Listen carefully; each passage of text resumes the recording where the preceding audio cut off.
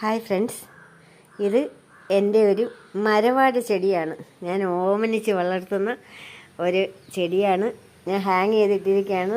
ഞങ്ങളുടെ പറമ്പിലെ മരത്തിൽ നിന്ന് കിട്ടിയ ഒരു ചെടിയാണ്. ഇതാ ഒരു വലിയ സ്പൈക്ക് പൂവാണ്. അത് നല്ല, ഞാൻ ഈ നിൽക്കുന്ന സ്ഥലത്ത് പോലും നല്ല പെരുംജീരകത്തിൻ്റെ മണമാണ്. ഇത് ഭംഗിയാണ്, നോക്കിയ ഫ്ലവർ കാണാൻ. കണ്ടോ?